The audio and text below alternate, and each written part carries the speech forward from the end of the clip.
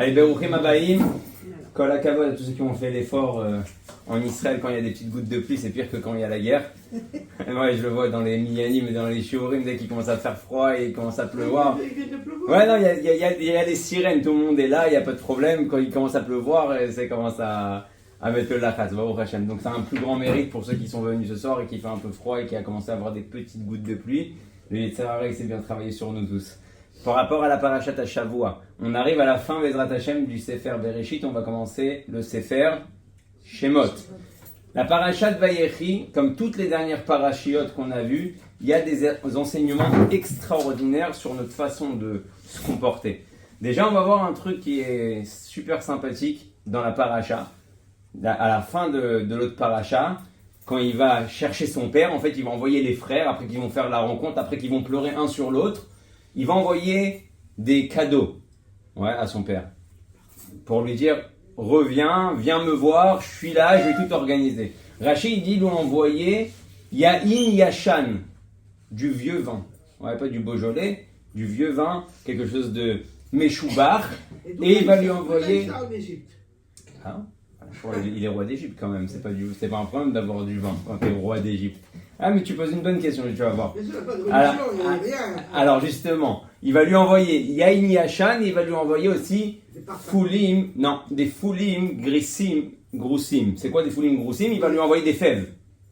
Et peut-être ça c'est le Icar du cadeau. Du pied gelé aussi, non? Non, avec du vinaigre. Avec du vinaigre. Je suis en train de chercher, hein. Ouais, ah ouais? Ah oui, là. D'accord. Bon, Bezrat Hashem, on va goûter. On va goûter. Pas du pied gelé, du pied gelé. C'est ça? Pied gelé. Ouais, c'est ça. Bezrat Hashem. Alors, il va lui envoyer du vin, il va lui envoyer aussi des Foulim Groussim. Mais pas des parfums. Plein de choses, mais le principal de ces cadeaux, ça va être ça. Il va lui envoyer aussi Egla Aroufa, il va lui envoyer aussi du bétail. Maintenant, il y a un vort qui est super sympathique que j'ai entendu aujourd'hui.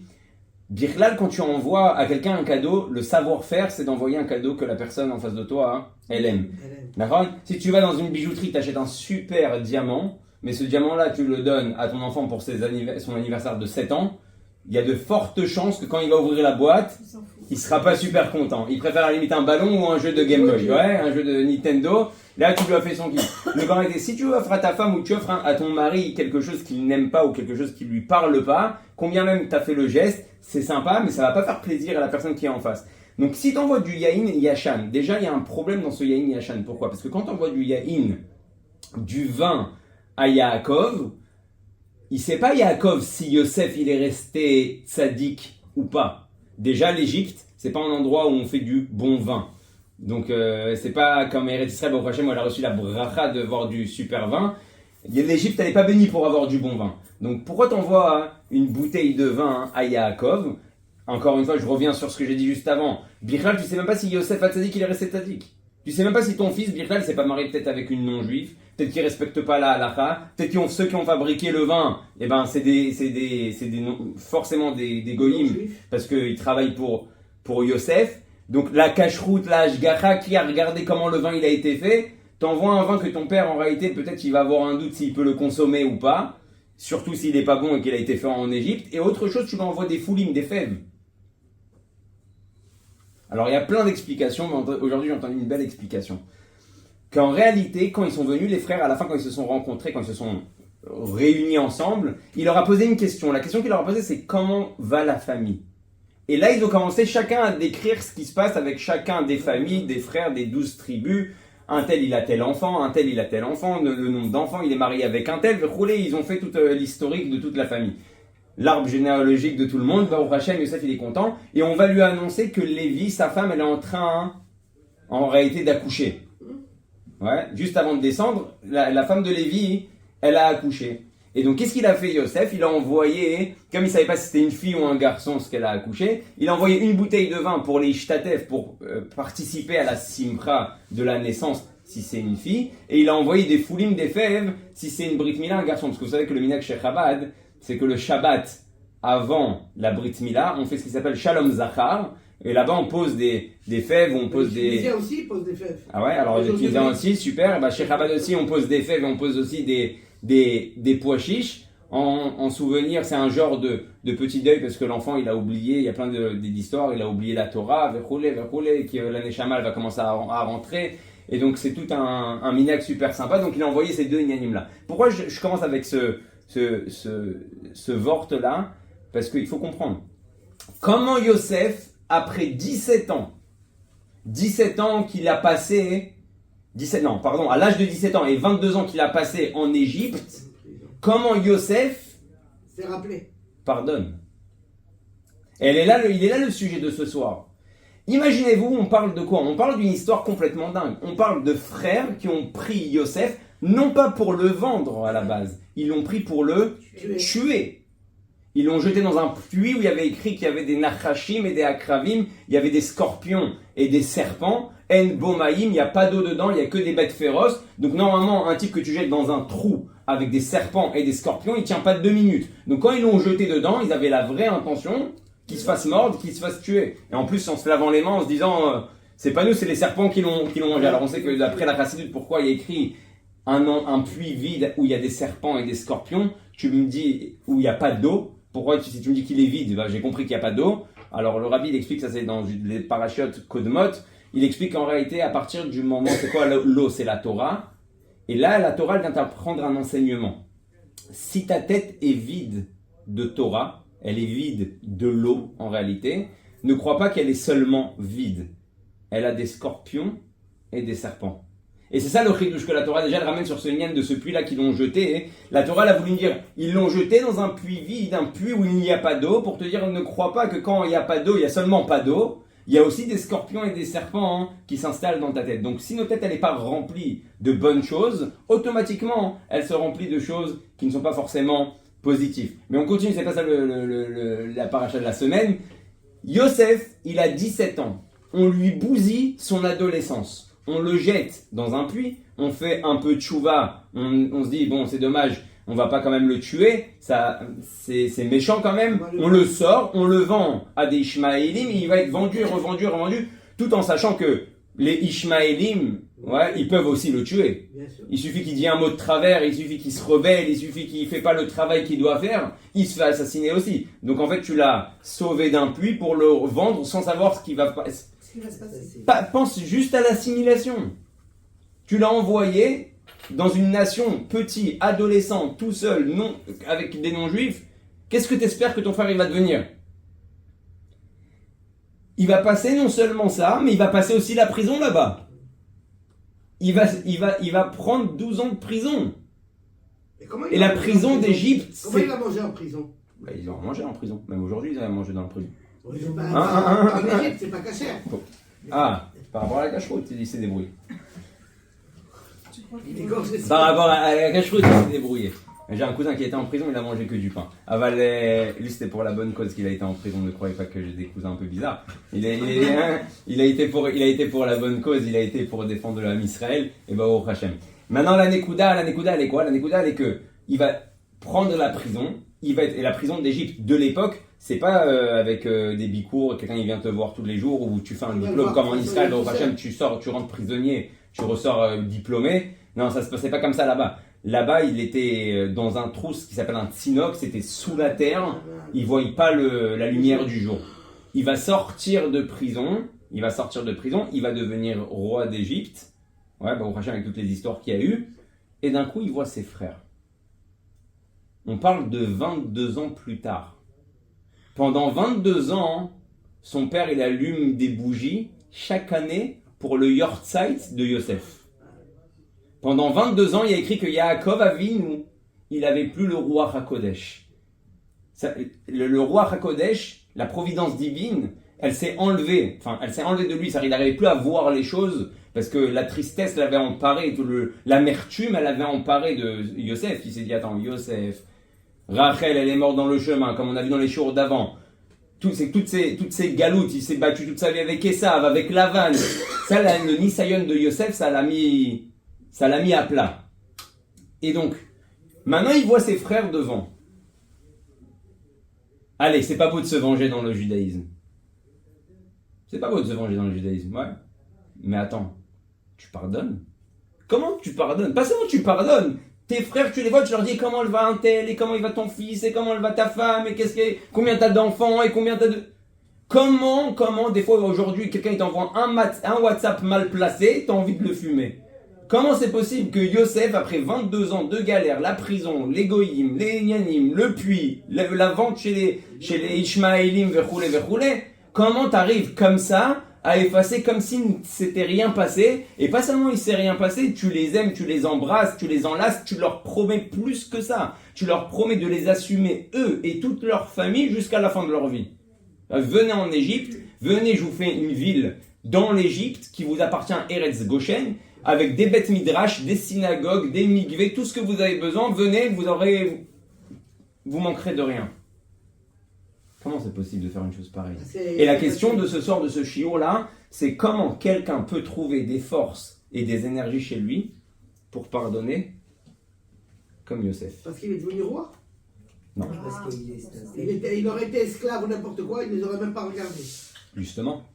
Maintenant qu'il est roi, il a le pouvoir sur eux. Il a la possibilité de se venger encore plus sur eux. S'il aurait été esclave, il n'y a rien à faire. Parce qu'il dirait Koletova, grâce à ses frères, est devenu Kiliono. Alors maintenant, on va rentrer dans deux domaines. Le domaine de l'idée qui se cache derrière Yosef et le domaine aussi, le pan ilchatik. Maintenant, je vais vous poser une question. Est-ce que quelqu'un dans la religion, dans la halakha, dans la Torah, qui a pensé faire du mal, mais qui n'a pas réussi à faire du mal, est-ce qu'il est condamnable? Mais la pensée des fois elle est plus forte. Alors regardez, je vais vous raconter une histoire. L'histoire, c'est une histoire qui s'est passée il n'y a pas très très longtemps, il y a quelques années ça. Il y a, si je ne me trompe pas, 5 ans, 6 ans, il y a eu un attentat au couteau à Rishon LeZion, dans une station de bus.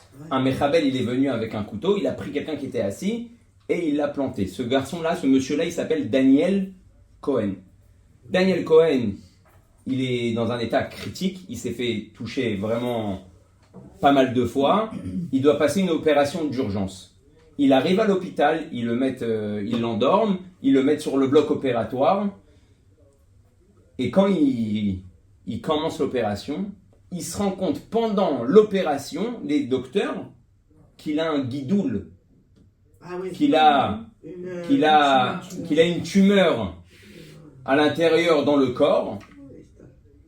Et pendant l'opération, qu'en fait ils l'ont pris pour l'opérer, pour voir ce qui se passe à l'intérieur avec les coups de couteau qu'il a pris, ils l'ont enlevé la tumeur, et à la fin de l'opération, les docteurs, quand ils l'ont sauvé, ils lui ont dit, sache une chose, c'est que tu n'aurais pas été mort, tu n'aurais pas été tué par les coups de couteau, mais en tout cas, tu as été sauvé grâce aux coups de couteau. C'est-à-dire que le miracle, il a été que cette personne-là, que le Mechabel, il a planté, c'est cette personne-là qui va se faire opérer pour en réalité, en fin de compte, pouvoir continuer à vivre parce que l'opération s'est bien passée par rapport au coup de couteau qu'il a pris et qui aurait pu très mal se finir. Il ne savait même pas qu'il avait une tumeur à l'intérieur de lui. Donc en réalité, le Mechabel, sans vouloir, il lui a sauvé la vie. Ouais. Maintenant, dans le Mishpat Ivri, imaginez-vous maintenant le Mechabel, il arrive devant le Bet Mishpat et on lui condamne à 20 ans de prison ou perpétuité pour l'acte qu'il a commis, et d'un coup il vient, il plaide et il dit « Attendez, grâce à moi, il est vivant. Je demande qu'on m'exempte de toute punition. J'ai voulu faire du mal, mais j'ai pas fait du mal. » Alors aujourd'hui, dans la loi d'aujourd'hui, il n'y a pas de « j'ai voulu, j'ai pas voulu ». Quelqu'un qui a une tentative d'agression ou une tentative de meurtre... Aujourd'hui, c'est navette.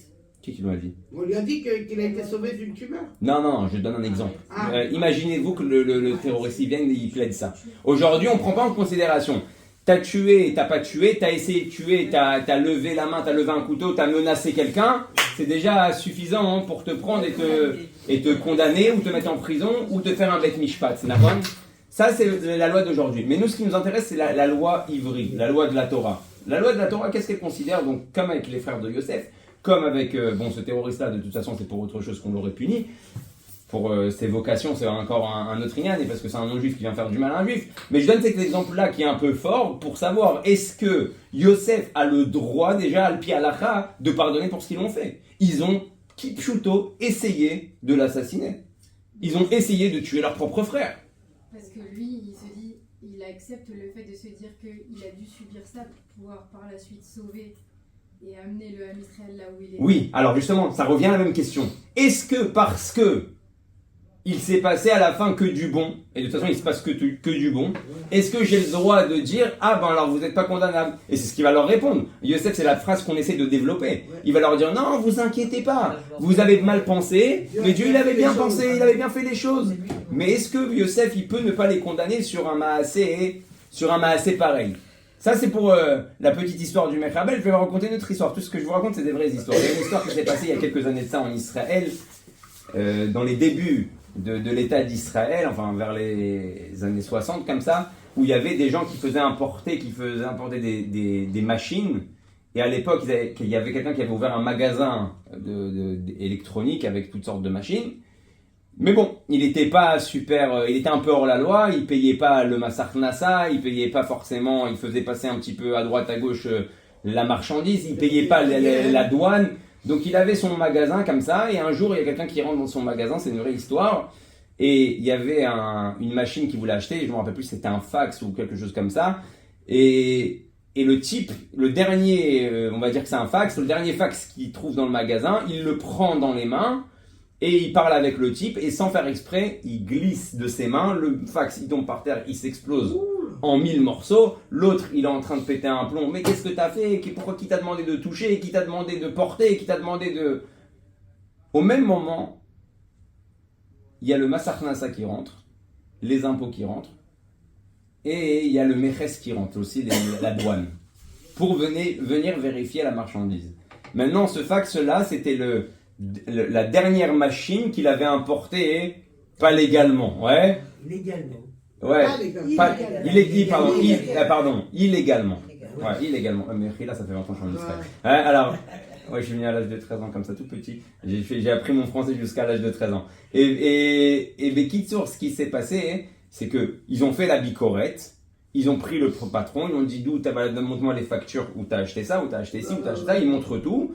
Le fax, ils l'ont pas calculé parce qu'il était par terre en 1000 morceaux. Il dit bon, tout est clean ici, super. L'autre, il regarde ça, il voit ça, il comprend qu'il y a... Le patron, il fait wow, quelle chance que j'ai eue. Après, il lui demande, bon, bah, tu m'as quand même cassé le fax, ouais, faut que tu me le rembourses. Et l'autre, il dit non. Pourquoi tu veux que je te le rembourse? Grâce à moi, je t'ai sauvé des impôts et je t'ai sauvé en réalité de la douane. Il t'aurait fermé ton magasin. Encore une fois, la même question, elle se repose. Est-ce que si j'ai fait du mal, j'ai fait quelque chose, j'ai fait une action qui a engendré quelque chose de négatif, mais qui s'avère qu'à la fin c'est quelque chose de positif, est-ce que ça m'engendre une punition quelconque ou est-ce que ça m'engendre quelque chose à payer? Ça c'est ce qu'on va voir d'après la halakha. Maintenant il y a une autre Gemara, il y a une Gemara qui dit, je vais vous la traduire avec nos mots à nous, une Gemara, quelqu'un il se lève le matin et il dit, aujourd'hui je mange taref. Aujourd'hui je mange taref, je veux pas manger cachère, aujourd'hui ça y est je suis en rébellion, j'en ai marre. Il va dans un restaurant, il dit faites-moi un sandwich, mettez-moi toutes les viandes, et le type il s'éclate, il prend son sandwich, il mange, il finit, il rentre à la maison, il s'allonge sur le canapé, il fait le rebelle, il dit à sa femme, moi je suis énervé, je suis contrarié, j'en ai marre de la vie, j'en ai marre de tout ça, verroulé. Elle dit mais t'es fou, t'as pas mangé ta rêve quand même, j'ai pas mangé ta rêve, t'as pas mangé ta rêve. Le matin, il se balade dans la rue, et il voit une pancarte, écrit Mazal Tov, le restaurant Intel, depuis une semaine, a reçu la cacheroute, il est devenu cachère, tac, tac, tac, et il se rend compte que rétroactivement, il n'a pas pu manger taref, il a mangé cachère. Mais lui, il a voulu manger taref. Est-ce qu'on peut le punir ou pas? Non. Il n'y a pas une différence entre... Mais si ça ouvre les portes alors, au vol... Ce que je pose comme question. Alors, la kavana, elle rentre où? Il y a la kavana et il y a l'action. Aujourd'hui, dans notre Bet Mishpat, dans le Bet Mishpat même du monde, la kavana, c'est suffisant pour te punir. Si on arrive à te faire sortir les vers du nez par la police ou par des enquêteurs, que ton intention était de faire du mal ou de faire ci, on te punit. Hein? C'est un shgacha pratique là. D'accord, c'est un shgacha pratique. Mais dans la Torah, comment on voit la tête de l'homme? Est-ce que on peut le punir sur quelque chose qu'il aurait aimé faire et qu'il n'a pas pu faire ou pas? Est-ce qu'un Bekin, des rabbanim, ils peuvent prendre quelqu'un et dire t'as voulu faire, on va te punir sur ça, ou il faut attendre qu'il fasse pour pouvoir le punir? Est-ce qu'il n'y a pas une différence entre si c'est Attends, qu'il un fasse, juif puisqu'il a mangé sur caché. la marche Shabbat et un juif c'est jugé sur l'action? Alors aujourd'hui, justement, le Bet Mishpat en Israël, il n'est pas considéré comme un jugement toranique. Il est sur un jugement laïque. Il se base beaucoup sur des choses de la Torah, mais c'est un peu bifurqué à leur sauce. Donc aujourd'hui, ils vont virer un peu comme le monde goy par rapport à comment juger les gens. D'accord ? Mais encore une fois, effectivement, aujourd'hui, dans la loi d'aujourd'hui, tu punis pour une kavana, mais dans la Torah, c'est ce qui nous intéresse de savoir. Pourquoi ? Parce que c'est ce que Yosef, il leur répond à ce moment-là. Il leur dit, vous inquiétez pas, votre kavana n'était pas bonne, mais Dieu a tout fait pour le bien, et regardez qui je suis devenu aujourd'hui. Ouais. Donc il annule la punition par le fait que la kavana n'a pas engendré une action concrète. Ok, on revient à nos moutons.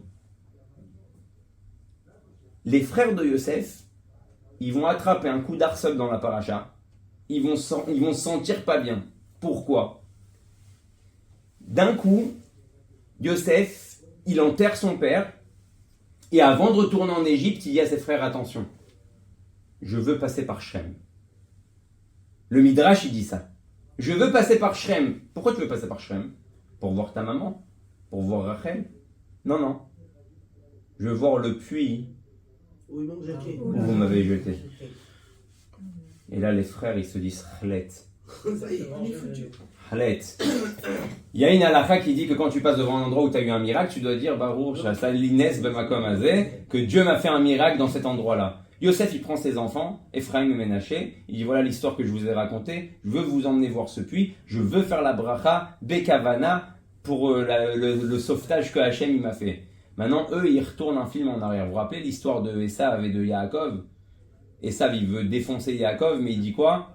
Tant que mon père il est vivant, je lui ferai rien. Le jour où il sera qui part de ce monde, j'aurai ma vengeance. Et là, maintenant, eux, ils se mettent à transpirer. Ils se disent, Boalia, on a enterré Yaakov. Ils demandent d'aller revoir le puits. Ils commencent à se sentir pas bien. Ils envoient Bila. Parce qu'il n'y a plus Rachel, il n'y a plus Léa, il n'y a plus Yaakov, mais Bila est toujours là. Ils envoient Bila, qui vient par là, Yaakov, écoute, s'il te plaît, leur fait rien. Pardon, il y a Yosef. Choufred et Yaakov, Choufred et Yosef, on dit que les deux c'était les mêmes. Il l'envoie, il lui dit quoi hein ? Il lui dit, regarde, ton père ne voulait pas hein, qu'il y ait d'histoire après sa disparition. Mais Yosef, il dit, non, mais il y a quoi le Besséder ? Je compte rien leur faire. Je compte pas me venger. Je veux juste écouter les détails, parce que c'est super important par rapport à notre nefesh à nous, que comment aujourd'hui nous on vit les choses.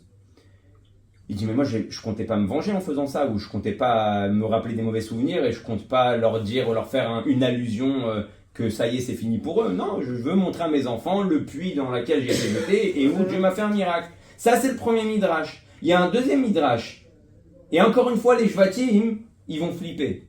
À l'époque de Yosef et de Yaakov, ils mangeaient tous les jours ensemble. Le midrash il dit que tous les jours ils allaient se rencontrer, ils mangeaient ensemble. Alors là-bas, il n'y a pas écrit si Yaakov il venait à Yosef, ou si Yosef qui allait à Goshen. Normalement, c'est plus logique de dire que Yosef il allait à Goshen, parce qu'il ne voulait pas faire venir son père dans les endroits de Avodah Zara et tout ça. Donc il allait tous les jours, et son père il lui faisait un grand kavod sur la table. Yaakov, il était avec Yosef en bout de table. Quand Yaakov il est miftar, quand il est parti, Yosef, avec une bonne intention, il dit je vais plus aller manger avec eux. Maintenant, eux, qu'est-ce qui se passe ? Eux, ils sont assis à table, ils voient que Yosef, il vient plus. Il dit, Khalet, qu'est-ce qu'il est en train de mijoter ? Qu'est-ce qu'il est en train de préparer ? Ça y est, tout ce qu'il nous a dit, mes frères, ça se trouve, il a tourné, comme on dit dans notre langage MF. Ouais, il a tourné MF, ça y est, il va nous exécuter. Mais il y a Yosef, encore une fois, il n'a pas pensé mal. Il a dit, regarde, il a dit, quand il y avait mon père, j'étais obligé de faire Kiboud Avayim. Donc il me mettait en bout de table. Mais mon frère Réhouven, c'est lui l'aîné.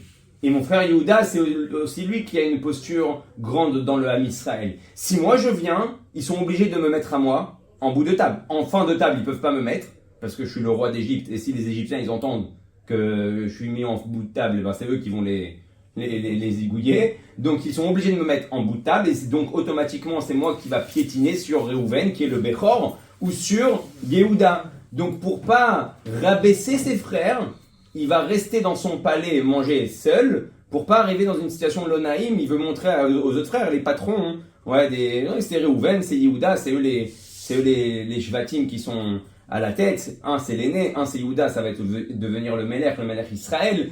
Donc par kavod envers eux, il vient pas. Mais eux, qu'est-ce qu'ils sont en train de se dire? Encore une fois, ils sont en train de se faire un film. Est-ce que Yosef va se venger ou pas? Retenez ces deux notions-là. La notion ilchatique, est-ce que tu peux pardonner ou est-ce que tu es pardonné si tu as voulu faire quelque chose de mauvais et que tu n'as pas réussi? Et cette notion-là du Midrash, où tu vois deux histoires similaires où à chaque fois les Shvatim pensent que Yosef va se venger et que Yosef derrière, il a aucune mauvaise intention. Déjà, faut comprendre c'est quoi le pardon. Pourquoi quelqu'un il pardonne pas? Pourquoi quelqu'un il a du mal à pardonner? Parce qu'en réalité, la dernière arme qu'une personne a, c'est sa colère. C'est le seul moyen de pouvoir exprimer ce nézek-là, ce dommage-là, cette bgia-là, cette chose-là qu'on lui a fait. Donc, quelqu'un qui est en colère, en réalité, si tu l'enlèves la colère, tu lui as enlevé toutes ses armes. C'est sa dernière arme. D'être en colère contre quelqu'un qui nous fait du mal, c'est un peu ta protection pour ne pas te faire marcher dessus encore plus. Je vais vous raconter une histoire qui est écrite dans la Gemara, une histoire qui est super choquante. Je vais vous donner aussi la version chassidique, parce que si on la voit que comme ça, on ne comprend pas. Il y a une Gemara qui dit que Rabbi Eliezer ben Rabbi Shimon, le fils de Rabbi Shimon, Bar Yochai, donc Rabbi Eliezer qui était, pour vous dire à quel niveau il était, Rabbi Shimon Bar Yochai, il a dit que si le monde tient sur un tzaddik, c'est moi, s'il tient sur deux, c'est moi et mon fils. Donc juste pour vous dire ça, Rabbi Eliezer, il est juste en dessous de Rabbi Shimon Bar Yochai. Il est en chemin, sur la route, avec quelqu'un qui n'est pas très beau. Comme ça, pas très beau. Il y a des gens beaux, il y a des gens pas très beaux. Ouais. Il se balade avec lui, et il lui dit, qu'est-ce que t'es moche. Ouais. Comme il y en a qui disent en verlan, qu'est-ce que t'es chum.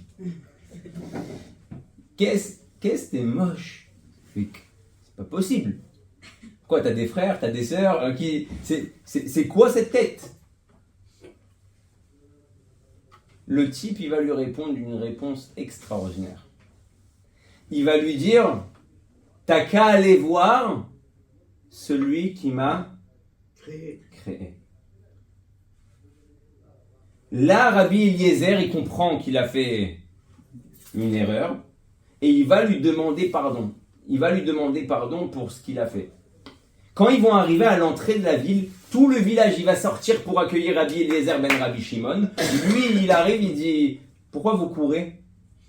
Il dit ben, « On accueille le tzaddik de la génération, il est venu nous voir dans la ville. » Il dit « J'espère qu'il n'y a pas beaucoup de tzaddikim comme lui. » Les gens ils disent « Comment tu parles comme ça, t'es fou ?» Et il leur raconte l'histoire. Il m'a dit, lui il est tzaddik, lui il est rave. Il m'a dit « T'es moche !» Mais on se connaît ni d'Adam ni d'Ève. T'imagines, tu marches dans la rue avec quelqu'un, tu parles avec lui, putain, mais qu'est-ce que t'es moche. Mais tu te vexes. Ouais. C'est normalement tu te vexes.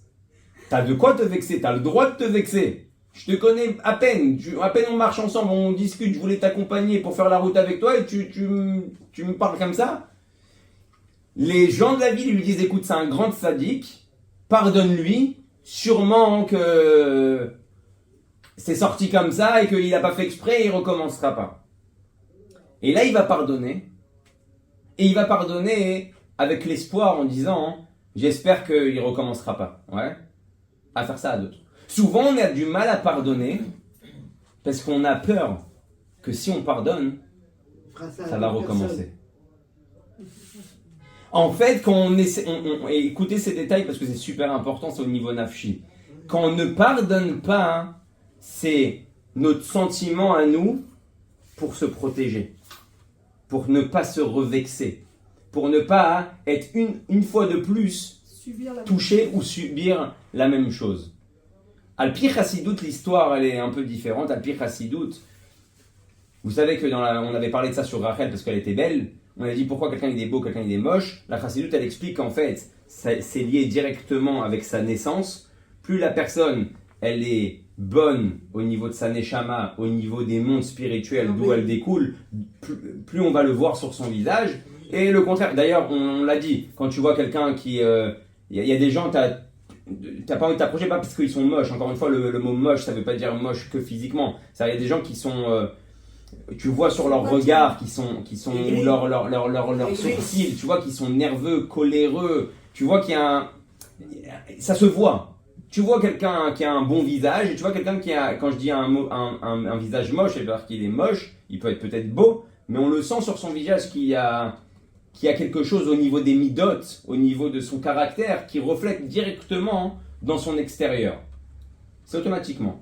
Si, automatiquement. Quand on a... dit, regarde-toi dans le miroir, tu vas voir que c'est beau, Vous pouvez être moche extérieurement, physiquement, et avoir au fond de vous quelque chose d'extraordinaire. Non, attention. Regardez, justement, j'arrive à ça. Pardon ? Justement, je parle pas de moche. Je parle pas que de moche physiquement. Je parle de... Quand je dis moche, c'est qu'on voit des fois quelqu'un qui a des mauvais traits de caractère, ça se reflète sur son visage. Ça va se voir. Quelqu'un qui est coléreux, quelqu'un qui est menteur, quelqu'un qui est voleur, on va le sentir sur son visage. Plus... Ouais, bien sûr, c'est ce qu'il dégage. Il dégage ce qu'il est. Maintenant, regardez. Pourquoi lui dit t'es moche ? Il va lui dire t'es moche en réalité, pas pour lui faire du mal, pas pour le vexer, pour le réveiller. Et comment la preuve que ça a marché, c'est que tout de suite la première phrase qu'il va dire, c'est va voir la personne qui m'a créé. Donc la première chose qu'il a fait, c'est il a parlé de qui ? Il a parlé d'Hachem. Donc maintenant Rabbi Eliezer, il a compris qu'il n'était pas si moche que ça. Et là il lui demande pardon. Il dit je croyais, en te voyant, je pensais que tu étais plus loin de Dieu que ce que je pensais. En lui disant cette phrase-là, il voulait lui briser sa clipa, sa carapace qu'il avait devant, pour pouvoir pénétrer, dévoiler la beauté qu'il a à l'intérieur de lui. D'accord ? Donc, des fois quelqu'un, c'est pareil, c'est pour ça que je dis que des fois quelqu'un, il peut être bon de l'intérieur, mais la carapace qu'il a à l'extérieur par rapport à sa vie qu'il a maintenant, des fois il a des périodes de vie où il est très coléreux, où il est très nerveux, où il a des problèmes, ça va se refléter, et des fois il suffit d'un truc, t'as pénétré à l'intérieur de son cœur, hop, le beau visage, il revient. Et donc lui, c'est ce qu'il voulait faire. Il voulait lui engendrer ça. Mais quand il s'est rendu compte que la première fois, c'est pas que il a mis du temps à comprendre ça, l'autre, il a compris tout de suite. Donc il n'était pas si moche que ça. Donc là, Rabbi Eliezer, il comprend qu'il est parti un peu trop fort. Et là, il va lui demander pardon. Ça, c'est la version classique. Donc Rabbi Eliezer, il n'avait pas envie de dire moche, pour se faire un kiff. On parle d'un rave, on parle d'un tzaddik. Il savait qu'en lui disant un mot un peu pénétrant, un peu, et la preuve, ça a marché. Il a parlé tout de suite de Dieu et après il parle que de Dieu. Il dit aux gens du village, ouais, il est comme ci, il est comme ça, et comment les tzaddikim ils parlent comme ci, ils parlent comme ça. Donc il l'a fait revenir sur le bon chemin en lui disant une phrase un peu dure. Bon bah ça, attention, il ne faut pas prendre ça comme exemple parce que nous on ne sait pas le faire aujourd'hui, on n'a pas les mots et le tact. Et on ne voit pas les neshamot, ce qui se passe derrière chacun, mais un tzaddik, il a la capacité de faire ça. Juste pour revenir, pourquoi quelqu'un n'est pas prêt à pardonner, comme la personne dans l'histoire, c'est qu'on a peur que la chose, elle se reproduise. Donc je ne peux pas pardonner, parce que si ça se reproduit, j'ai rien gagné. Donc là, on va continuer maintenant dans le développement du pardon de Yosef. D'ailleurs, sachez une chose, juste qu'on comprenne, j'ai entendu un Dvar Torah du Rav Lo qui a dit, le Rav Ashkenazi, un super Dvar Torah, sur vous savez que Yosef il était le roi d'Égypte et que son père à la fin, au début de la paracha, ils vont dire viens vite, ton père est malade, mais il leur dit ton père est malade, pourquoi ? Pour leur dire qu'il va mourir. C'est pas il est malade pour juste viens faire Bikur Cholim, il va mourir. Et le Rav lui dit attends, je comprends pas. Ton père tu l'as pas vu pendant 22 ans. Ton père tu l'as pas vu pendant 22 ans. Tu lui emmènes pas les meilleurs docteurs d'Égypte, t'es pas à côté de son lit. C'est-à-dire qu'il aurait pu, Yosef, d'après l'histoire de la paracha, il aurait pu louper son père qui part, le décès de son père, il est dans le même pays, Yaakov il est à Goshen, lui il est dans son palais. Si c'est pas ses enfants qui viennent le voir, il dit viens vite, parce que il y a un problème, ça y est, il est en train de partir. Yosef il aurait loupé la tirade de son père. Mais attends, t'es pas à son chevet ? T'es pas à côté de lui. Écoutez ça. C'est un mot extraordinaire. Vous savez pourquoi Yosef, il vient voir son père. Il est avec son père. Mais Yosef, il venait jamais se retrouver entre quatre yeux avec son père. toute la période où Yaakov il était en Égypte, Yosef ne voulait pas se retrouver avec son père tout seul. Pourquoi? Vous savez pourquoi? Et ça renforce la question du shiur. Parce qu'il savait très bien que la question que son père allait lui poser s'ils sont seuls. Qui t'a fait ça? Pourquoi tu m'as Comment t'es arrivé? Voilà. Qu'est-ce qui s'est passé le jour où je t'ai envoyé chercher tes frères et tu n'es jamais revenu? Il aurait été obligé de trahir ses frères. Pour pas trahir ses frères, pour pas que son père il parte de... Attention, encore une fois, on parle de frères qui l'ont vendu, qui l'ont jeté, qui ont essayé de l'assassiner. Pour pas que ses frères, une seconde, ils soient mal vus de Yaakov et qu'ils partent de ce monde-là avec une mauvaise image de ses enfants, il n'a jamais voulu se retrouver nez à nez avec son père. C'est-à-dire qu'à chaque fois qu'il voyait son père, c'était juste pour une séouda avec tout le monde, pour aller le visiter quand il y avait encore des gens avec lui. Donc ils se sont jamais retrouvés seuls pour discuter, juste pour imaginer. Et croyez-moi que sûrement que dans le cœur de Yosef, il avait qu'une envie, c'est de se retrouver entre quatre yeux avec son papa. Mais pour protéger ses frères, pour pardonner ses frères, il va pas le faire. Pendant toutes ces années-là où il est en Égypte, il va pas aller voir son père tout seul.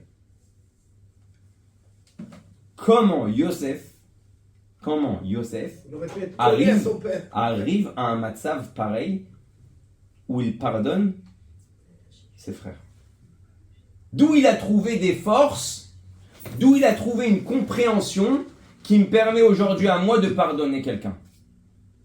Peut-être parce qu'à ce moment-là, il avait la voix de voir que c'était essentiel, ce parcours qu'il a eu. Et quand on sait pourquoi il s'est passé ça, alors ça permet aussi de pouvoir pardonner. Quand on ne sait pas pourquoi on a dû subir tout ça, c'est plus compliqué aussi de pardonner. Ah, c'est une dimension très haute. Bah, vous ne ferez pas des hommes comme ça. Hein. C'est le but. Oui, c'est c'est le but du shiur. Ah, oui. Hein, alors regardez, on va continuer juste un petit peu. On va revenir un petit peu dans le monde de la halakha. Il y a une histoire qui s'est passée à l'époque en Russie. C'est une vraie histoire. Il y a eu un décret.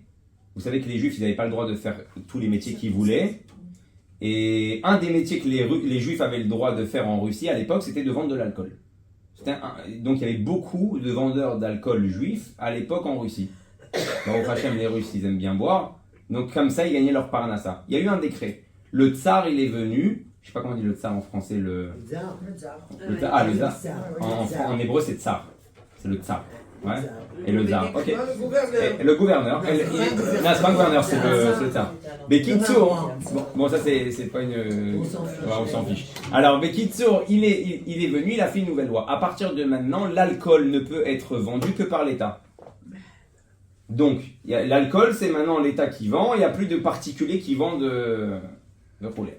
Et vous vous rappelez des petites histoires que je vous ai racontées, mais il s'est passé la même histoire déjà en Russie. Je crois qu'il y a eu toujours des histoires comme ça. Et c'est vrai que c'est dans la vie de tous les jours. Dans ta vie de tous les jours, tu peux des fois penser faire du mal à quelqu'un, et en fin de compte, tu lui as fait du bien. Tu as pensé lui mettre des bâtons dans les roues, et en fin de compte, tu as jeté le client dans la gueule du loup. Tu l'as jeté chez l'autre. Moi, je me rappelle une fois, hein, il y a longtemps de ça, il y a presque 10 ans de ça, j'étais avec des clients sur Ashkelon et on cherchait un appartement, on cherchait une maison et comme ça c'était assez long. La personne elle voulait tout voir, donc un jour avec moi, un jour avec un autre, un jour avec moi, un jour avec un autre. À la fin, Baruch Hashem, c'est moi qui lui ai trouvé l'appartement qu'elle a acquis.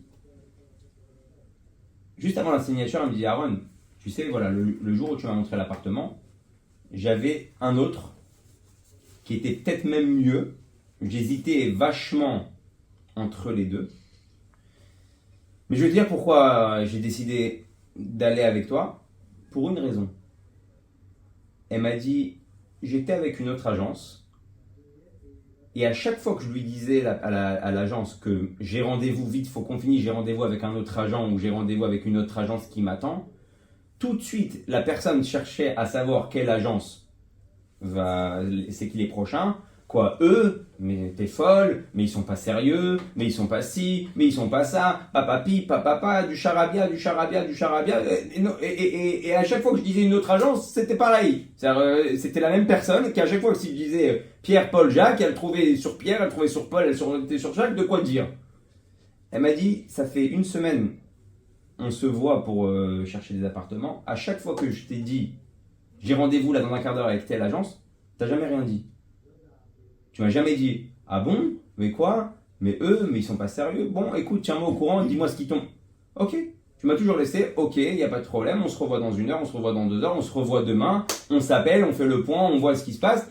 Tu m'as jamais grignoté sur les autres, c'est juste pour ça hein, que je veux pas faire affaire avec eux. J'ai jamais aimé les gens qui font de la shonara, qui parlent, qui ci, qui ça, et juste pour ça, là, pourquoi je dis ça? Des fois, tu essayes de faire du mal en parlant, pour gagner pour toi. Pour gagner pour toi, mais en fait, compte, tu as engendré quelque chose de bien. Je reviens aux alcools. Il y avait un juif qui avait un magasin d'alcool, donc ils ont continué à vendre. Ils ont continué à vendre de l'alcool au noir. Ouais, ils ont dit si l'État ne permet pas, on va continuer à faire ça en chouchou. Et un jour, il y avait un juif, je ne sais pas s'il était après avoir bu ou avant avoir bu, il rentre dans un magasin d'alcool, c'était avec des chavites à l'époque, c'était avec des fûts, et il vient avec un genre de marteau, et boum, il casse le marteau, ouais, toute la vodka, elle coule par terre, l'autre, il a envie de le massacrer. À ce moment-là, encore une fois, comme l'histoire du fax, il y a des policiers qui arrivent, qui rentrent dans l'endroit. Oui, qu'est-ce que vous faites? Qu'est-ce qui se passe? Non, il dit non, voilà, il me restait un dernier fût. Il me restait un dernier fût, voilà, on l'a bazardé, comme ça au moins, hein, on est tranquille, on n'a plus le droit de vendre. Et il voit le type en train de balayer, en train d'enlever la vodka, il regarde à droite à gauche, effectivement, il n'y a plus rien à vendre. Ok, ils sont partis. L'autre, il dit attends, je vais pas te laisser partir comme ça. On va aller voir un rave, on va aller voir un dayan, tu me rembourses l'alcool que t'as cassé? L'autre dit non. Je t'ai sauvé la vie. Ça se trouve, juste pour ça, en Russie, tu peux aller en prison. Ou tu peux même être tué. Ou ils peuvent te mettre une amende que toute ta vie tu vas payer. Qu'est-ce que tu veux? Je t'ai fait gagner. Je vais juste regarder, je l'avais noté sur mon téléphone parce que je ne me rappelle plus le nom du rave qu'ils sont partis voir. C'était le rave, je vais vous dire 2 secondes. Sigalovitch, il s'appelait. Okay. Le rave Sigalovitch, ils sont partis, ils ont fait le psagdin. Et le rave, il a été peau sec. Ouais, le rave, il a été peau sec que non, il ne doit pas rembourser. Parce que la toélette, ce qu'il a gagné par rapport à ce qu'il aurait pu perdre, c'est plus grand.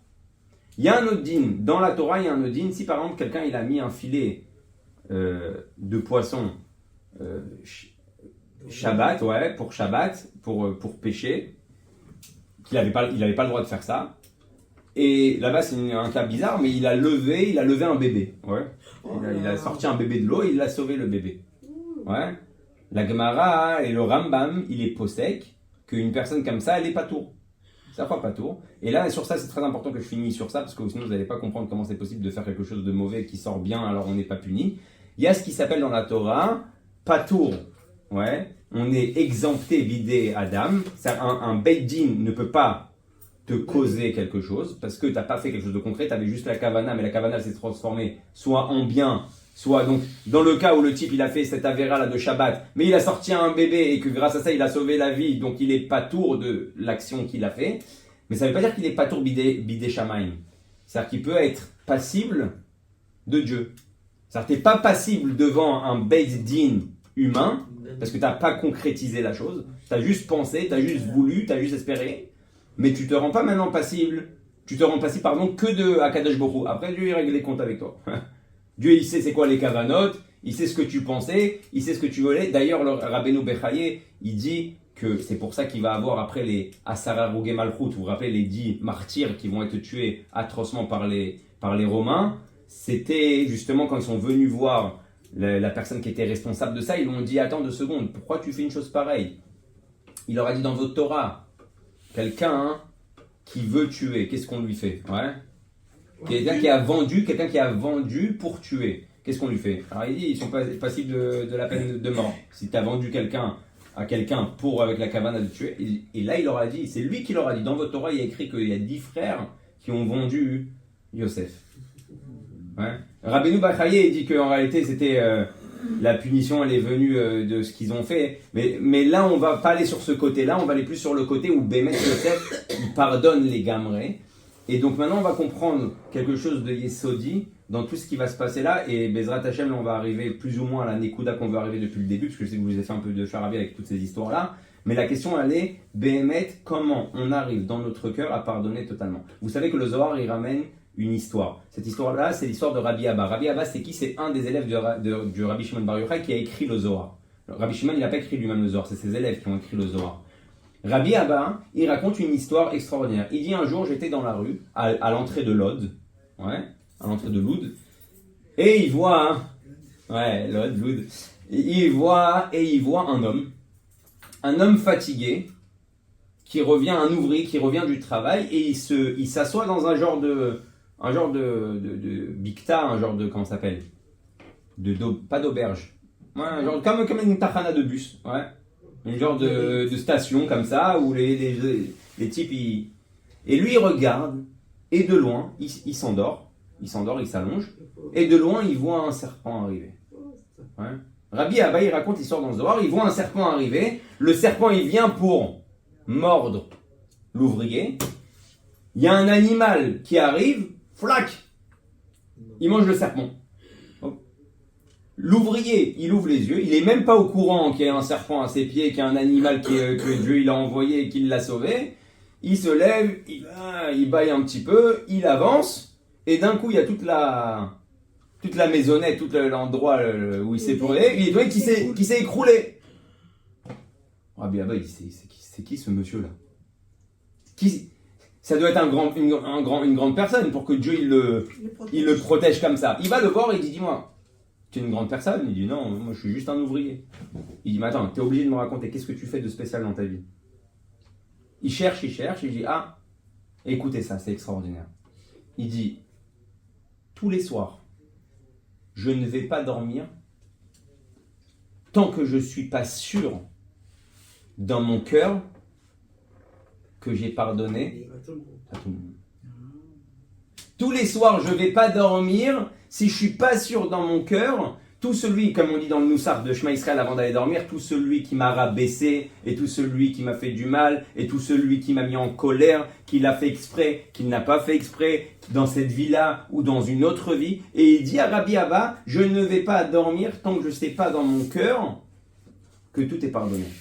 Voilà la chose de spéciale que je fais. Rabbi Mendel Futterfass, vous savez, vous avez entendu parler de lui, Rabbi Mendel Futterfass. Rabbi Mendel Futterfass, une fois, les élèves, ils l'ont entendu pleurer. Et il était en train de faire le Shema Israël. On dit, Rabbi Mendel, pourquoi tu pleures? Il a dit, parce que qui je suis moi pour dire?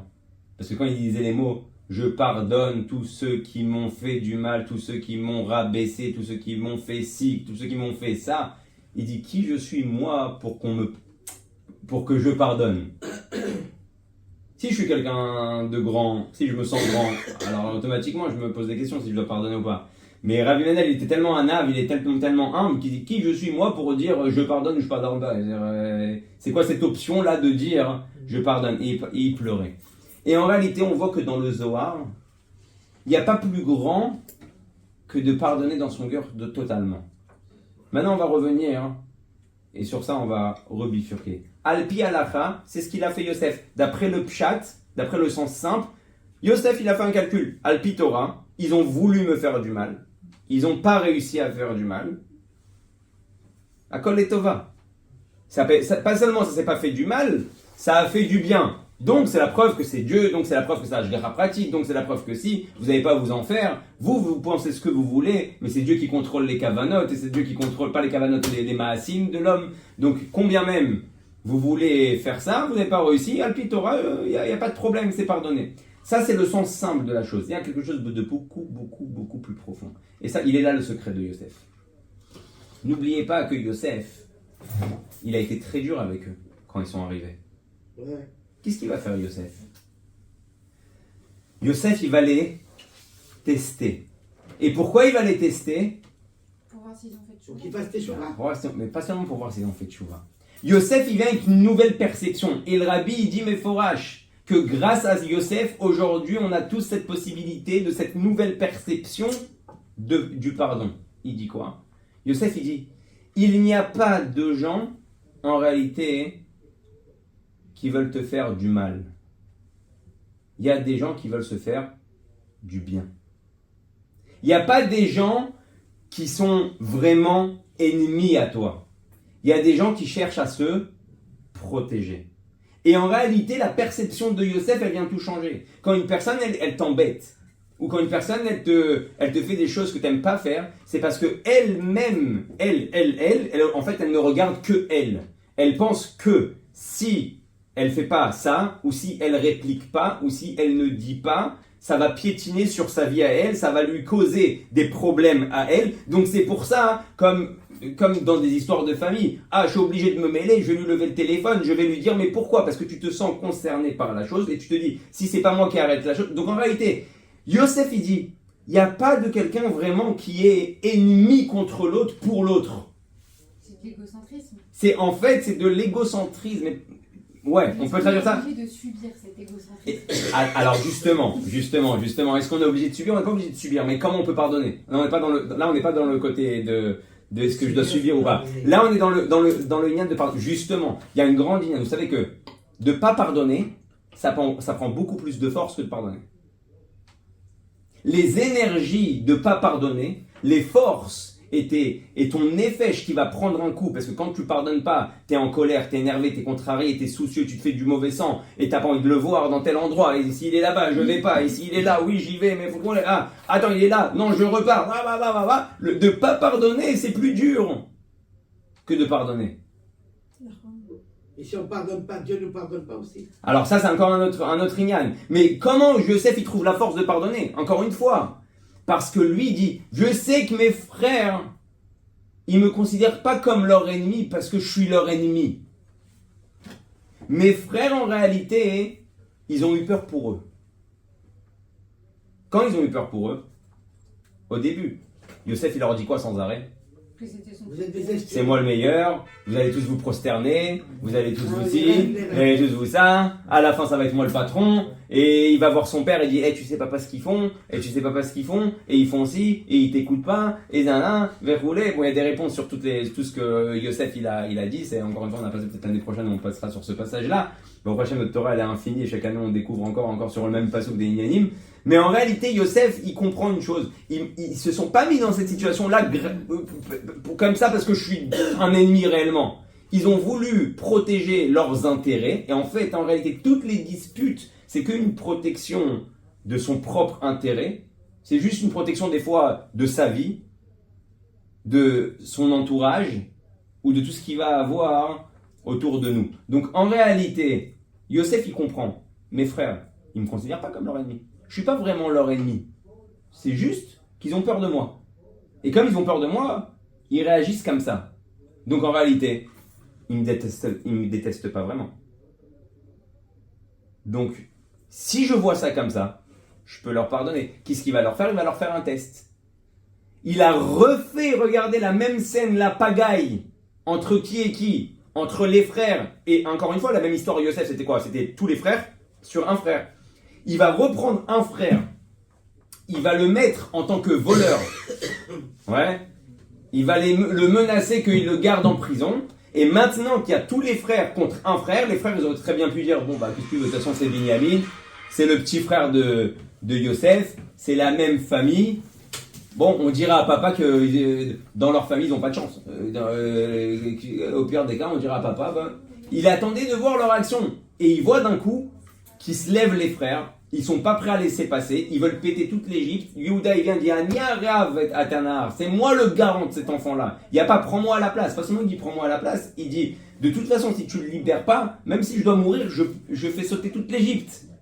Là Yosef il dit c'est la preuve qu'en réalité au fond d'eux c'est pas des mauvaises personnes. C'est la preuve qu'au fond d'eux c'est pas des gens qui font du mal pour faire du mal. Et donc la Nekuda elle est justement là. Quand il a fait le test et qu'il a vu que ça, c'était la preuve pour lui qu'effectivement, ce qu'il pensait, lui, sa perception à lui, c'est quoi? C'est que les gens ne sont pas mauvais. C'est que les gens ne veulent pas du mal pour vouloir du mal. C'est que les gens en face, ils ont une mauvaise perception de la vie. Et comme j'ai dit juste avant, ils sont toujours en mode je me protège, je fais attention à moi, je fais attention à mon entourage, je fais attention à ce qui m'appartient. S'il y a quelque chose qui menace, alors je sors les crocs. Mais en réalité, je sors pas les crocs parce que l'autre c'est mon ennemi. Je sors les crocs parce que je me sens menacé. En général, c'est ce qui s'appelle le dimion. Et c'est ça que Yosef Hatzadik nous enseigne. Il dit, sachez une chose, c'est qu'en réalité, comme tout au début de la sira, qu'est-ce qu'on a dit? Deux midrash. Le premier midrash, il le voit, il passait par Shrem. Papa, qu'est-ce qu'il va faire? Qu'est-ce qu'il va nous faire? Vous connaissez ce sentiment-là où tu te fais des films, mais en fait, il n'y a rien du tout? Tu sais pourquoi tu te fais des films? Parce que tu te fais croire qu'il y a quelque chose qui va arriver de mal pour toi. Donc en réalité, c'est pareil quand il n'a pas mangé. Ah, il n'est pas venu manger. Ah, t'as vu, il n'est pas venu manger? Comment ça se fait, il n'est pas venu manger? Pourquoi il n'est pas venu manger? Ah, je sais, ça doit être sa femme. Sa femme, elle a dû lui dire. La dernière fois, je l'ai vu. Elle lui a fait un clin d'œil. La dernière fois, elle lui a dit. Elle lui a parlé dans l'oreille. Elle lui a fait une messe basse. Qu'est-ce qui s'est passé?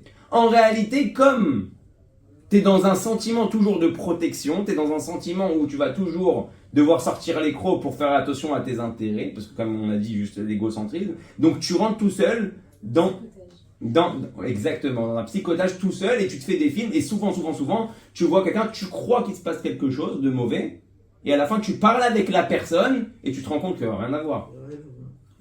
Et quand les gens ils sont mal dans leur peau, et quand les gens déjà ils vivent quelque chose avec toi, et qui pensent que tu veux leur faire du mal, et qui pensent que tu leur prends de la place, et qui pensent que... Alors on n'est pas en train de justifier, on n'est pas en train de dire ils ont un problème nafshi à ce moment-là, en pensant que toi, la personne en face, tu es en train de leur piétiner leur vie, que ce soit une belle-mère, une belle-maman, que ce soit un frère, que ce soit une sœur, que ce soit une belle-sœur, que ce soit plein de choses. Les gens, ils vivent sans arrêt avec ce sentiment-là qu'on se fait écraser. Je vous avais raconté l'histoire du Tzemar Tzedek, une fois il avait dit à un homme, une personne a dit, ouais, j'en ai marre à la synagogue, tout le monde m'écrase, tout le monde me piétine, tout le monde me marche dessus. Et le Tzemar Tzedek le regardait avec un sourire et il lui a dit, alors prends moins de place. Il a dit, si tu arrêtes de t'étaler sur toute la synagogue, personne ne t'écrasera. Si tu sens que t'es dans toute la synagogue t'appartient, donc ouais, tu vas te sentir piétiné. Si tu sens que la synagogue t'appartient pas et tu te mets dans ta place tranquillement, gentiment avec ton sidour, il n'y a personne qui va t'embêter. Ouais, et tu te sentiras pas embêté parce que tu prends pas de place. Quand quelqu'un il prend de la place, et c'est exactement la même chose. Quand tu prends de la place, tu as l'impression que tout le monde te piétine, que tout le monde veut te prendre, que tout le monde veut te truc, que tout le monde veut te doubler. Et là tu rentres dans des films. Qu'est-ce qu'il lui a dit que tu n'as pas dit? Et c'est ça qu'il sait, Yosef. Yosef, il dit, je sais que les dimionotes, ils naissent par des chassachotes. Les dimionotes, les imaginations, elles naissent par des peurs, par des craintes. Des fois, quand il suffit que quelqu'un il a eu une histoire avec quelqu'un, même des fois ils se sont dit pardon, ils voient l'autre en train de parler dans l'oreille à un autre. Ça, il me critique. Qu'est-ce qu'il dit? Il t'a parlé sur moi? Il t'a dit un truc sur moi? Non, rien à voir, il m'a parlé de manger une pizza. Ah ok, non, je croyais... Et là tu te retrouves tout bête. Pourquoi Et ça c'est la force de Yosef. Yosef il sait qu'en fait il n'y a pas de réel ennemi, surtout dans le Ham Israël. C'est juste des faux sentiments qui naissent à l'intérieur de nous, qu'on développe dans notre esprit, et donc à cause de ça on commence après à arriver à plus haut et plus haut et plus haut. Et Yosef pour calmer ça, il montre qu'il est prêt à pardonner. Et d'un coup tu vois tous les frères, qui s'arrêtent. Pas seulement il leur pardonne, comme on a dit, il va les assumer à Dassof. Toutes les familles Blainara, ils étaient pas mal. Et c'est ça le plus grand enseignement de cette paracha. Comment Yosef il a réussi à pardonner à ses frères avec tout ce qu'ils ont fait comme crasse. N'oubliez pas, ils lui ont gâché son adolescence. Les plus belles années de Yosef, il va les passer dans un trou. Il va arriver à 17 ans, il va sortir 12 ans plus tard, presque à 30 ans, il commence sa vie. Et avec ça, tu peux pardonner une famille qui t'a fait une chose pareille. Aujourd'hui, les familles, pour moins, ils ne se parlent plus, jusqu'à la fin. Ils ne se rappellent même plus. Oui, ils ne se rappellent même plus. Sur des fois, il y a eu un truc, et un Shabbat, un mot, et n'importe quoi, les gens, ils coupent les ponts, exactement. On n'est pas Yosef. Non, mais pourquoi Yosef, il est là? Pour nous apprendre. Oui. Sinon, Yosef, on n'a pas besoin qu'il nous raconte des belles histoires dans la paracha. Le rabbi dit tout ce qui est écrit dans la Torah, c'est pour un enseignement. Sinon, c'est pas écrit. Et plus que ça, sachez une chose, c'est que tout ce que vous voyez dans la Torah, c'est qu'une petite partie de l'iceberg. Parce que toutes les histoires, ouais, parce que je raconte déjà tout ça. Toutes les histoires qui ne sont pas racontées dans la Torah, c'est toutes les histoires qui ne nous concernent pas. C'est-à-dire quoi qui ne nous concernent pas? Il y a des choses, par exemple, toutes les histoires du rabbi, c'est toutes les histoires qui nous permettent de prendre quelque chose. Tout ce que le rabbi il fait au-dessus de notre capacité, de notre possibilité, tu ne sauras pas. Il y a des histoires qui ne t'arriveront pas à tes oreilles. Ces histoires-là, pourquoi? Parce qu'elles n'ont rien à voir avec toi. Et qu'en réalité, ces histoires-là, tu ne pourras pas les reproduire dans ta vie. Donc tout ce que la Torah t'enseigne, et toutes les histoires que tu entends sur les tzadikim, et comme donc Yosef, c'est pour t'apprendre. Si on a ce changement de perception, quand on a quelqu'un qui nous a fait du mal, qui nous a touché, qui nous a vexé, on se dit, mais en fin de compte, lui, je ne suis pas un vrai ennemi. Je ne suis pas son vrai ennemi. Même pour lui, je ne suis pas un vrai ennemi. Je suis juste quelqu'un qui le dérange. Je suis juste quelque chose qui lui fait obstacle peut-être à quelque chose. Et donc, je peux lui pardonner parce que je l'aime comme un frère. Automatiquement, tu verras la personne en face de toi. Elle va s'arrêter. Maintenant, la Nekuda, elle est quoi? La Nekuda de tout ce chiro-là, hein, c'est aussi pour arriver à une... Je ne sais même pas il est quelle heure, on ne voit même plus avec le tableau Baruch Hashem. Là, il faut dire que c'est Yaakov, c'est à cause de Yaakov Avinu Baruch Hashem. Donc on a arrivé presque à la... Il lui a donné la chemise et qui a fait des jaloux. Tout ça, c'est lui qui a provoqué tout ça.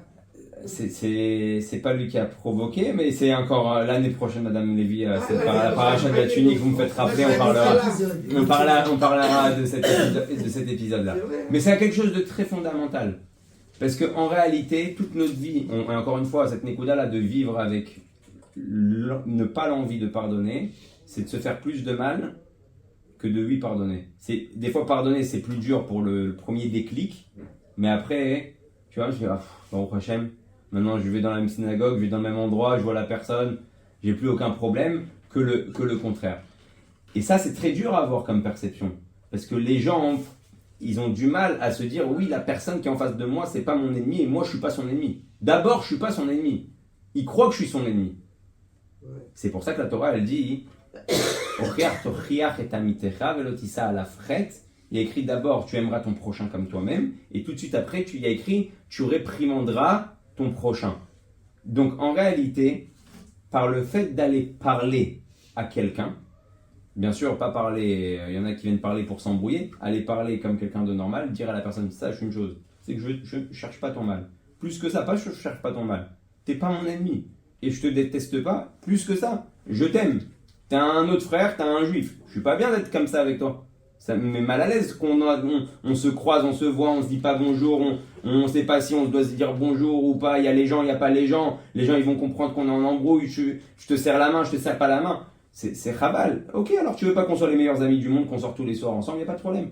Mais viens, on se comporte comme des Bnei Adam.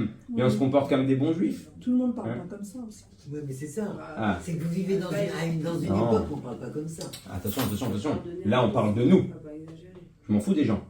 Je m'en fiche des gens. Nous, on est en train d'étudier pourquoi. On est en train d'étudier pour savoir comment nous, déjà, commencer à se comporter comme ça. Après, les gens, ils font ce qu'ils veulent. Après, il y a ceux qui vont voir le shiur sur Facebook. S'ils le voient, ils le voient. Ils le voient pas, ils le voient pas. Et celui qui a le mérite de voir ça et de comprendre ça, il change sa vie. Et il changera peut-être la vie des autres. Et finalement, tu te rends compte que, effectivement, tous les problèmes, ils tombent tout seuls. Grâce à qui? Grâce à Yosef. Et je vais finir juste avec un truc qui est très important. Parce que vous savez que le Beth Amikdash, il a été détruit, il y a écrit... Vous connaissez l'histoire de Kamtsa et Bar Kamtsa? Vous avez entendu parler? Ouais. Alors venez, je vais vous poser une question. Une question pour un champion. Pour une championne. Il y a l'histoire de Kamtsa et Bar Kamtsa. Il y avait un homme qui a fait une fête. Vous connaissez tous l'histoire, je la fais très courte. Il a fait une fête. Il a envoyé un émissaire chercher Kamtsa. Et l'émissaire, il s'est gouré de maison. Et il a pris Bar Kamtsa. Ils ont presque le même nom. Ouais. Bar Kamtsa. Bar Kamtsa, il dit waouh, elle est belle, peut-être qu'il veut faire le shalom, peut-être qu'il veut m'inviter. Il arrive à la Séouda, l'autre il devient blanc, il dit mais qu'est-ce qu'il fait ici? Il lui dit bah tu m'as dit mais il dit mais c'est pas lui c'est Kamtsa, moi je cherche Bar Kamtsa. Ou le contraire, Bar Kamtsa et il cherche Kamtsa. Il dit ah bah Mechila, je sais pas, j'ai fait une boulette, j'ai fait une gaffe, bon il est là. Il dit j'en ai rien à cirer, vous le sortez. Le type il est assis, il est en train de manger. Ils viennent le voir et il dit écoute, le Bala Seouda, il veut que tu sortes. Il dit ok, dites-lui qu'il ne me fait pas la honte. Qu'il ne me fait pas la honte, je vais payer. Je paye ma mana, je paye ma portion. Ils vont voir le dit non, je veux rien savoir, je m'en fous de sa portion, qu'il part. Il dit dites-lui que je paye la moitié du mariage. Je veux rien savoir, je paye tout le mariage. Rien à voir, bam. Il sort dehors en colère, il va voir les Romains et on connaît la fin de l'histoire. La question, elle n'est pas sur l'histoire. La question, elle est sur Kamtsa. Il y a écrit dans la Gemara, à cause de Kamtsa et Bar Kamtsa, le Bet Amikdash, il a été détruit. Mais qu'est-ce qu'il a fait Kamtsa? Il a pris l'âme. Mais il a rien fait Kamtsa, il est resté à la maison, personne ne l'a invité. L'émissaire, il s'est trompé, il n'a pas envoyé l'invitation à la bonne porte. La Gemara, elle dit, à cause de Kamtsa et Bar Kamtsa, les deux, à cause d'eux, ils ont détruit le Bet Amikdash. Ribono Shel Olam. Pourquoi il est fautif? Justement parce qu'il a rien fait. Mais il n'est pas au courant. Il est à la maison. Miskin, il n'a pas reçu d'invitation. Parce qu'il n'a pas été à l'invitation. Mais il n'a pas d'invitation. Il savait pas, il savait pas. Il y a une réponse.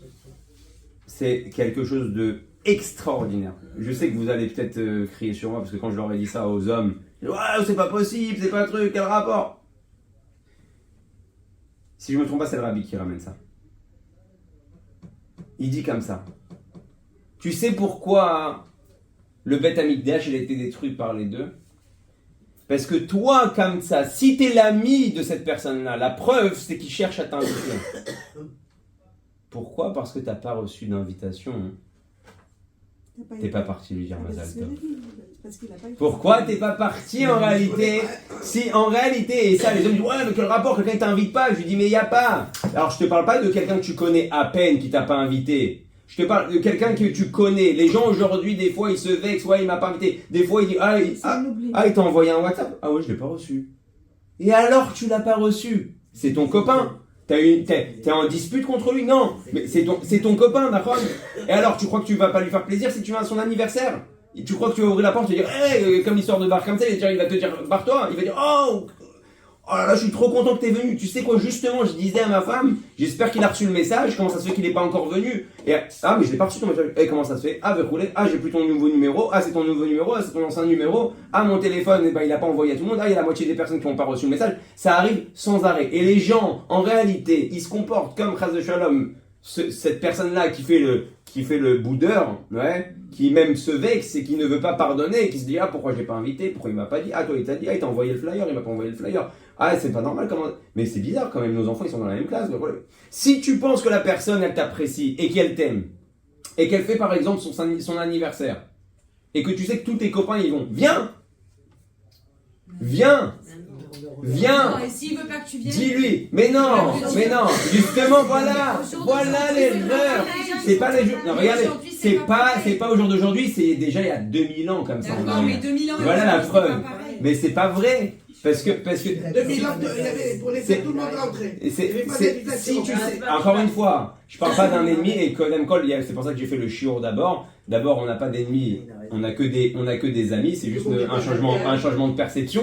Mais la Nekuda, elle est quoi? La Nekuda, elle est que si, je parle pas encore une fois, tu as eu une embrouille hier, le mec il fait son anniversaire aujourd'hui, et même ça, des fois tu t'es accroché avec quelqu'un que tu sais que c'est ton ami, si le lendemain tu sais qu'il fait une fête, il fait une brit mila, il fait quelque chose à son fils, une bar mitzvah, une mise de tefillin, tu viens, il va te voir, tu dis Mazal Tov, crois-moi que le type il va pas te mettre un point devant tout le monde, ça va calmer justement les tensions, et c'est ça que l'erreur de Bakam Sabir. Là lui il était même pas en embrouille, il dit tu sais que tout le village il va à une bar mitzvah ou à un mariage. Par inadvertance, la preuve d'inadvertance, le chaliar qui s'est trompé d'adresse, il a envoyé la azmana au mauvais endroit. Pourquoi t'es resté à la maison? Tu serais allé au mariage, ça se trouve, t'aurais tellement fait plaisir au Bala Seouda qu'il aurait vu l'autre. Et bon, laisse le manger tout seul, c'est pas grave, à écart que toi t'es là. Le principal que toi t'es là. Et comme en réalité nos perceptions elles sont faussées, nos perceptions elles sont négatives. On pense qu'en réalité, si j'ai pas reçu, encore une fois l'égocentrisme, j'ai pas reçu moi l'invitation personnelle de la personne qui me dit qu'il veut vraiment que je vienne, j'y vais pas. T'es qui? T'es quoi? C'est de l'orgueil. ton ami, il t'aime. Ton ami, ça peut lui faire plaisir que tu sois là. Ouais, il peut te faire croire qu'il t'aime, mais en fait, c'est Voilà, pas vrai. exactement. Voilà. Oui, C'est pas un ami. C'est pas un ami. Tu sais- Aujourd'hui, malheureusement, il y a beaucoup de personnes comme ça. Alors justement, au lieu d'attiser la haine en réalité, tu peux enlever la haine, si même le type il a quelque chose contre toi, mais pas seulement ça. C'est aujourd'hui, et je vous le dis, à 80% du temps, ouais, et tous, après la Séouda, ils ont organisé une Séouda, ils disent, oh là là, j'ai oublié plein de monde, oh là là, tu sais quoi, j'étais dans le Lachatz, j'aurais dû lui dire, je suis bête. Je l'ai vu en plus 2 jours avant, je sais pas pourquoi je lui ai pas dit. Tout le temps, ça se passe comme ça. Il y a plus de possibilités. Parce que j'espère en tout cas que les gens, ils n'ont pas autant d'ennemis, mais il y a plus de possibilités que tu as omis d'inviter des personnes par inadvertance, ou tu as oublié, ou tu as pensé qu'ils ont reçu la Hazmana, que de personnes ennemies que tu détestes, que tu jamais de ta vie t'aimerais qu'ils soient à ton mariage et qu'ils sont venus. Ça, c'est un cas vraiment extrême, que quelqu'un qui te déteste est en pleine guerre avec lui et qui vient quand même. Ça, c'est un cas extrême. Et même ça, je vais te dire encore une fois, c'est possible que c'est ça qui va enlever les tensions. Mais n'a guide que, ok, t'es vraiment ennemi. Et la plupart, 90% des cas qui se pratiquent, c'est j'ai entendu qu'un tel, il a fait telle chose, il m'a pas invité personnellement, c'est qu'il veut pas que je vienne. Et en fin de compte, la personne, elle veut oui que tu viennes parce que la preuve, c'est qu'il a une paire de boules. Quand il te voit après le mariage ou après la bar mitzvah, hein, et qu'il dit oh là là, tu sais quoi, oh là là, il t'a pas dit que, mais t'aurais dû venir, pourquoi t'es pas venu? T'aurais dû venir, tu serais venu, Makara, 10 ou 100 ou 2, c'est Mazal Chané. Et tu te rends compte que, ah ouais, t'es resté à la maison, t'as grogné, t'as parlé un peu de la Shonara, tu t'es contrarié et que l'autre t'aurait pu lui faire plaisir. Aujourd'hui, quand on n'est pas invité, on n'y va pas. Hein. Il y a des cas. Ouais, ça dépend pourquoi. Dans le temps, oui. Aubry, toi, la bar mitzvah. Ça arrive à toi, Les femmes, ça vous m'est n'allez pas arrivé. avec les hommes. Parce qu'avant, il n'y avait pas de téléphone, parce qu'avant, il n'y avait pas d'invitation, on t'envoyait quelqu'un jusqu'à chez toi. Alors justement, Dans ce cas-là, oui, mais dans le cadre d'aujourd'hui. Bah c'est pas vrai, déjà à cette époque-là, les gens ils disaient ah j'ai pas reçu par la poste, et ben j'ai pas reçu d'invitation. Bah voilà, et ben je vais te parce que dire, ça pouvait se perdre aujourd'hui par WhatsApp, par ta calotte, moi tu sais combien, chaque semaine ça m'arrive. Chaque semaine j'envoie des messages pour les shurim, et tous les lendemains des shurim on me dit il y avait shiur hier? Ouais. Et j'ai pas reçu. Pourquoi t'as pas reçu? Mais si j'ai envoyé. Et je vois effectivement que lui il y a un V. Et qu'il y en a ils ont 2 V, il y en a ils ont 1 V. Pourquoi? Je sais pas. Des fois WhatsApp il envoie, il suffit que j'ai envoyé un endroit où lui il avait pas de clica au moment où j'ai envoyé. Je sais pas ce qui se passe moi dans les réseaux et dans les Wi-Fi, ouais. Il faut envoyer la veille. Et en fin de compte, tu te rends compte que souvent, et les gens des fois ils se vexent. Mais si tu sais qu'il y a chiour, si tu sais qu'il y a quelque chose, demande à ton ami ou appelle-moi, demande-moi. Et oui. On a trop d'orgueil. Oui, des vrais amis. On a trop d'orgueil. On a trop d'orgueil. Et en réalité, regardez, tout l'homme Israël dans son essence, il s'aime. C'est juste changer de lunettes, changer de façon de parler, changer de ton aussi quand on s'exprime. Et surtout, comprendre que la personne qui est en face de toi, elle te prend pour un ennemi, mais tu n'es pas son ennemi. Il a juste cette impression-là que tu lui piétines un petit peu dans sa vie, mais dès que tu vas t'asseoir avec lui, tu vas lui parler, il va comprendre que c'est pas ça du tout ta kavana, tout va descendre. Et c'est ce qu'il a fait Yosef avec ses frères. Quand il a juste voulu voir la preuve, est-ce que sa perception des choses, elle est vraie? Je veux voir si mes frères, ils sont vraiment mauvais. Je veux voir si mes frères, c'est vraiment des ennemis. Je vais les remettre dans la même situation avec le fils de ma mère, la même catégorie que moi, Binyamin, Yosef. Je vais les mettre dans la même situation, et maintenant je veux les voir. Si encore une fois, ils se comportent en mode truc, là ça voudrait dire que ma façon de vouloir voir les choses, elle est fausse, elle est erronée. Ils sont vraiment en face de shalom mauvais. Mais quand il les a vus partir dans tous les sens, on dit ah, c'est la preuve. Mes frères sont bons, mes frères c'est des tzadikim, ils ont eu peut-être une erreur de perception envers moi à l'époque. Je suis votre frère, merci pour tout. Grâce à vous, je suis roi, je suis arrivé où je suis arrivé à Kol Tov.